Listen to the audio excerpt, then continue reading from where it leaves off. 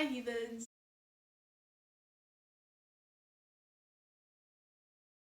So today's video was supposed to be super lighthearted and fun, I took on a new challenge for the video that I was supposed to be uploading today, but there is a bigger matter right now, and that is gender-based violence, and I decided to push this week's video to next week so that I can focus on this important topic today.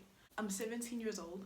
There's not a lot that I can do, but there is something that I can do, and I'm going to do whatever I can in order to empower the anti-GBV movement. For those who might not know, GBV stands for gender-based violence. What is gender-based violence? Gender-based violence, by definition, is violence that is directed to an individual based on his or her biological sex or gender identity. What is the root cause of gender-based violence? There are three root causes of gender-based violence: gender norms, hunger, and wars. It says these are the three main. Truly, gender-based violence is rooted in the first one, which is gender norms. That basically means patriarchy, misogyny, toxic masculinity, which are rooted in different cultures and households, in society as a whole, in mainstream media, in our history, and those gender norms are primarily rooted in toxic masculinity. And this is what I believe to be the very, very, very, very, very root cause of gender-based violence and everything under that umbrella. So what is toxic masculinity? Toxic masculinity are traditional or cultural masculine norms that can be harmful to men, to women, and to society as a whole. To make it short, how does toxic masculinity tie to gender-based violence? From a young age, you teach your son that he's not allowed to cry and he's not allowed to show his emotions. So he bottles those things up. And by bottling it up, he becomes very frustrated, confused, aggressive, sad, depressed. And you will never know that as a parent or as his friend or as a society, because he is taught to bottle it up. So he bottles that up as well. And then on top of all that built up aggravation, society tells him that he is above women. That boy starts to make the connection. I have the ability to establish my power over this woman. There are a lot of additions to this equation. This is a very long equation in some cases, and in other cases it's a very short equation. For some men, it is a simple 1 + 1 = 2. Toxic masculinity equals gender-based violence. But for other men, there could be a whole bunch of other add-ons that eventually result in him becoming an abuser and a perpetrator. I know that I don't have to say this, but I'm just gonna say it. This isn't true for all men. We all know that. If you felt like fighting with me in the comment section, you can put your thumbs down. So what are some of these statistics? South Africa is in the top 5 rape capitals of the world. I use air quotes when I say rape capital because that sounds like a very proud title to uphold, and it's not. For lack of a better word, rape capital. If you know of a different word that can rather be used, a more appropriate word, then please teach that to me. I am also learning and unlearning, some of these internalized habits. 4 out of 10, which is 2 out of 5 women in South Africa, will get raped in their lifetime or have been raped. The 4 out of 10 is just a general statistic, but a more recent statistic states that 1,320 women have been raped since the start of August, Women's Month. At the time of me filming this, it is the 18th of August. That is 18 days into this month. Oh my god.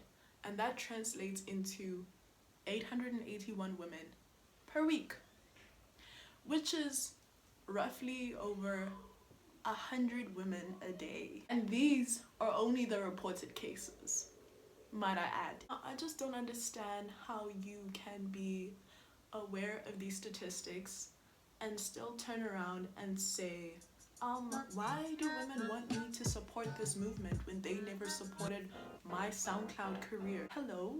What? We all make jokes about the construction workers. Just don't catcall women. Women don't enjoy that.